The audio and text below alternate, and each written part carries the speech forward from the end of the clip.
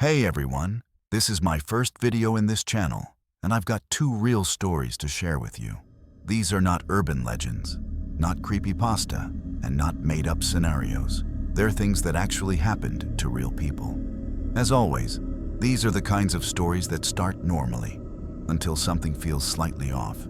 So if you're watching this alone, late at night, maybe double-check your door before we begin. Let's get into it. Daniel is 29 years old when this story begins. At the time, he lives alone in a medium-sized city, in an apartment building that looks exactly like dozens of others around it. Nothing isolated, nothing sketchy, just a normal place where nothing ever really happens. The building has 6 apartments spread across 3 floors. No elevator, no concierge, just a code at the front door and standard locks on each apartment. Daniel moved there 2 years earlier and had never had a single issue. He works in IT, mostly from home, and his life is extremely routine. Wake up, work, eat, sleep. He doesn't party, he doesn't invite people over, and he never lends his keys. Which is important, because what happens next is very difficult to explain. It starts on a Monday evening in late October. Daniel gets home around 9:30 p.m., unlocks the door, steps inside, locks it behind him, and drops his keys on the small table near the entrance. Almost immediately, he notices something feels off. Not visually, not audibly. The air smells different. It's subtle but noticeable, like cold food that's been sitting out too long. He assumes it's coming from another apartment, because the building is old and smells travel easily through the walls. He takes off his jacket and walks into the living room, and that's when he sees the chair. One of the dining chairs has been pulled slightly away from the wall. Not dramatically, just enough to be wrong. Daniel is extremely routine-oriented, and he always pushes that chair in before leaving. He stops and stares at it for a few seconds. Then he tells himself the obvious explanation, that he probably moved it earlier and forgot. He checks the rest of the apartment. The kitchen looks normal. The bathroom untouched, the bedroom exactly how he left it. The smell is gone. Daniel eats, showers, and goes to bed. At 1:07 a.m., he wakes up. What wakes him isn't a sound, it's the feeling that someone else is awake. He lies still in bed, listening, and a few seconds later, he hears it. A quiet noise coming from the living room. Not footsteps, something lighter, like fabric brushing against furniture. The sound lasts maybe 5 seconds, then stops. Daniel doesn't move. He tells himself it's the building settling, pipes, heating, something normal. He closes his eyes. 30 seconds later, the sound comes back, this time closer. He gets out of bed and opens his bedroom door. The living room light is on. He doesn't remember turning it on. On the coffee table, placed neatly in the center, are his keys. He knows for a fact he left them by the entrance. Daniel doesn't panic. Not yet. Daniel slowly steps back into his bedroom and locks the door behind him. He doesn't turn the light on. He sits on the edge of the bed, phone in his hand, listening. Less than a minute later, he hears footsteps, clear footsteps, slow and deliberate, crossing his living room. They stop right outside his bedroom door. Daniel looks at the thin gap beneath it and sees a shadow appear. Whoever is on the other side doesn't knock, doesn't touch the handle, and doesn't speak. They just stand there. After several seconds, the shadow moves away, and the footsteps fade into the living room. Daniel doesn't sleep for the rest of the night. When morning comes, he carefully opens the door and checks the apartment. Nothing is missing, nothing is broken, and there are no signs of forced entry. The door and locks look perfectly normal. He convinces himself it was stress and leaves for work. The next 2 days pass without incident. Then, on Thursday evening, Daniel comes home and notices something immediately. The trash has been taken out. The bin is empty, and there's a fresh bag inside. He knows he didn't do that. He stands in the entryway for several seconds, then checks the rest of the apartment. Everything else looks normal. That night, around 2 in the morning, Daniel wakes up to the sound of breathing. It's coming from right outside his bedroom door. Slow, steady, controlled breathing. He doesn't move. He doesn't reach for his phone. After a short time, The breathing stops. The next morning, Daniel finds a note on the kitchen counter. 3 words written neatly on a small piece of paper. Don't lock it. Daniel doesn't stay to think about it. He packs a bag, leaves the apartment, and doesn't look back. That night, he stays at a co-worker's place and tells him someone broke into his apartment. The co-worker believes him, and the first night away is quiet. By the 3rd day, Daniel convinces himself the intruder was tied to the apartment, not him. On Saturday afternoon, he goes back just to pick up a few things. When he opens the door, the apartment looks cleaner than he remembers. The sink is empty, the counter's wiped down, and the trash bin has a new bag in it. In the living room, the couch cushions have been rearranged. Someone sat there, comfortably. Daniel leaves immediately and goes straight to the police station. This time, he explains everything. The moved furniture, the sounds at night, the breathing, and the note. The officer listens, takes notes, and tells Daniel the same thing as before. No forced entry, no witnesses, no clear crime. Still, they send a patrol officer to check the apartment. Nothing is found. The officer suggests changing the locks and installing cameras. Daniel does both the next day. Heavy-duty locks and 3 cameras. 1 facing the front door, 1 in the living room, and 1 in the hallway leading to the bedroom. He installs an app on his phone to watch the feeds, remotely. That night, Daniel stays in the apartment. He keeps the lights on and sits on the bed watching the camera feeds. Nothing happens for hours. Then, at 3:04 a.m., his phone vibrates. Motion detected, the hallway camera. When Daniel opens the feed, the hallway looks empty at first. Then he notices the front door. It's open, just a few inches. He knows he locked it. The image stutters, goes black for a fraction of a second, then comes back. Someone is standing in the hallway. Tall, thin, barefoot, wearing dark clothes. The man isn't facing the camera. He's facing Daniel's bedroom door. He stands completely still, then slowly tilts his head, as if listening. All 3 camera feeds disconnect at the same time. Daniel doesn't wait. He grabs his bag and leaves the apartment immediately.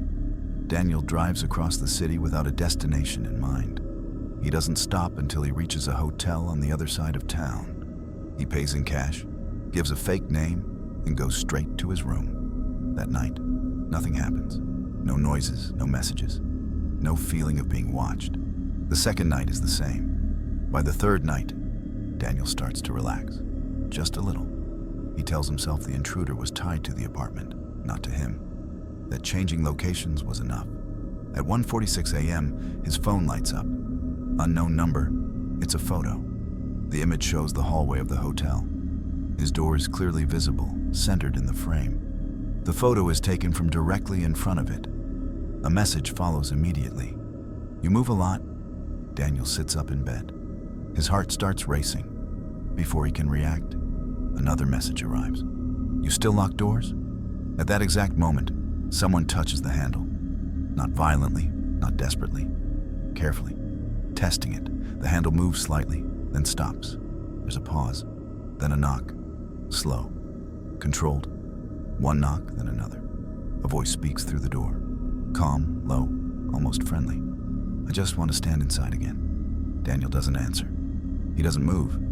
After several seconds, the footsteps retreat down the hallway.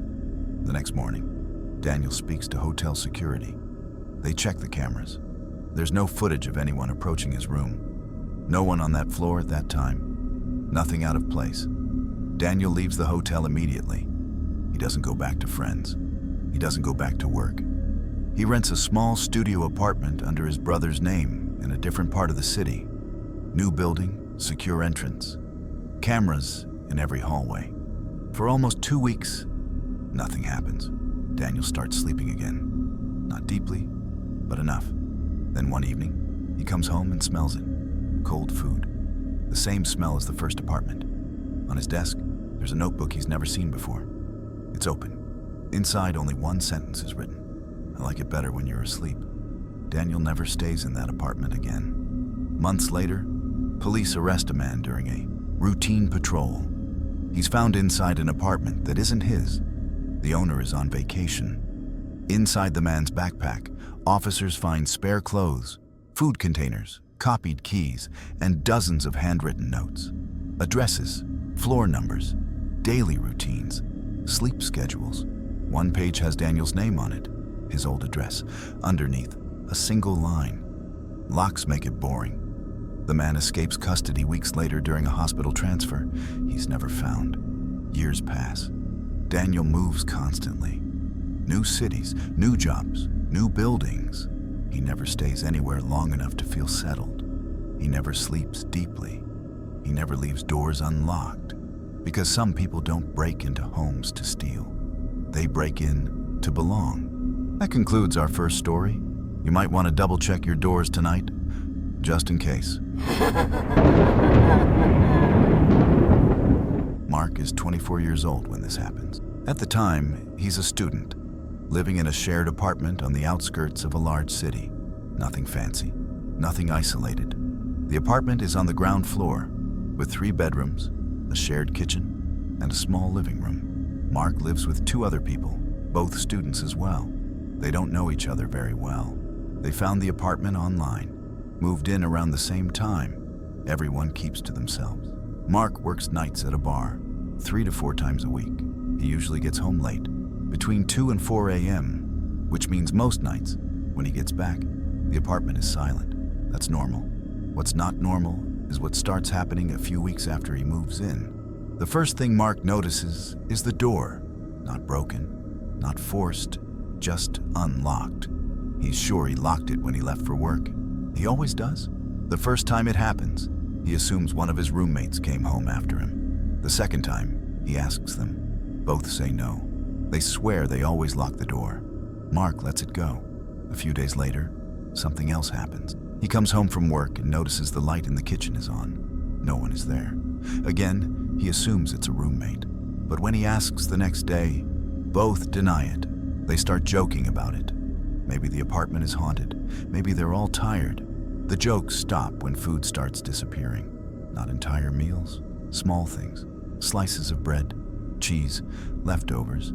Everyone accuses everyone else. Arguments start. Eventually, they agree to label their food. It doesn't help. Then one night, Mark gets home later than usual, almost 5 a.m. As he opens the front door, he hears movement inside. Someone is in the living room. Mark assumes it's one of his roommates. He calls out. No answer. He steps inside. The living room is empty, but the couch cushions are warm. Mark stands there for a few seconds. Then he goes to his room and locks the door. The next morning, one of his roommates mentions something strange. He says he heard someone moving around at night, but when he checked, everyone was asleep. That's when Mark starts feeling uneasy. A week later, Mark forgets his charger at work and comes home early in the afternoon to get it. The apartment should be empty. He opens the door and hears the shower running. Mark freezes. He listens. Someone is clearly inside the bathroom. He quietly steps back outside and calls his roommate. Both roommates answer. Both are out. Mark calls the police. When officers arrive, the shower is off.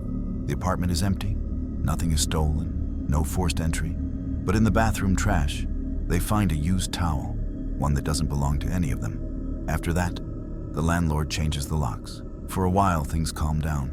Then, one night, Mark wakes up to his bedroom door opening. Slowly, he doesn't scream. He doesn't move. He pretends to be asleep. The door opens just enough for someone to look inside. Mark feels eyes on him. After a few seconds, the door closes. The next day, Mark finds a note under his door. It says, "You snore." That's when the 3 roommates move out. The 3 roommates don't move out immediately. At first, they talk about it a lot. They sit in the kitchen and replay everything that's happened, trying to line it up in a way that makes sense. Unlocked doors, lights left on, food disappearing, someone using the shower. The note, none of them laugh anymore. They contact the landlord again. He's annoyed, but not dismissive. He tells them the locks were changed recently. Only 4 keys exist, one for each of them, and one spare kept in his office. No former tenants still have access. No maintenance workers have been inside without notice. The landlord suggests it might be someone breaking in through a window. They check. All windows are intact. No scratches, no forced entry. For a few days, Nothing happens. Everyone is on edge, but the apartment stays quiet. Then Mark starts noticing something else. Small thing. The bathroom mirror sometimes looks like it's been wiped recently. The trash fills up faster than it should. The couch cushions don't feel the same when he gets home from work. One night, he gets back around 3 a.m. and notices the TV remote on the coffee table. They don't use the TV anymore, not since everything started. He goes to his room and locks the door. The next morning, his roommate Leo says something that changes everything. Leo works early mornings. He usually leaves around 6 a.m. He tells Mark that when he left that morning, he saw someone in the hallway, not clearly, just a shape. Someone standing near Mark's door. Leo assumed it was Mark, half asleep, wandering around. But when he checked later, Mark was still in bed. That night, they decide to stay awake, all three of them. They sit in the living room with the lights on. No phones, no distractions, just listening. Around 2:40 a.m., they hear it. A soft click. The front door, not opening, unlocking. Very slowly, they all look at each other. No one moves. The handle doesn't turn. Instead, they hear footsteps, bare feet, inside the apartment. The footsteps move toward the hallway. Mark's heart starts pounding. Then a voice speaks from the darkness. "Relax, I live here too." None of them recognize the voice. The lights flicker. When they turn them back on, no one is there. The front door is locked. The next day, they call the police again. This time, officers take it more seriously. They check the building, the basement, the crawl spaces. That's when they find it. Behind a false wall in the storage area connected to the apartment, there's a small space, not meant to be lived in. Bare concrete, no windows. Inside, they find a sleeping bag, food wrappers, empty water bottles, a phone charger plugged into an outlet that shouldn't exist, and a notebook. Inside the notebook are notes, schedules, names, times they come and go, details about their sleep. One line is circled. Mark comes home last. Mark sleeps deepest. The police never find the person who wrote it. They believe he was living there for months, entering and exiting while they slept. The building is evacuated. The apartment is sealed. The landlord never rents it out again. Years later, Mark still checks behind shower curtains, still locks his door twice. Because the scariest part wasn't that someone broke in, it's that they were invited in without anyone ever knowing.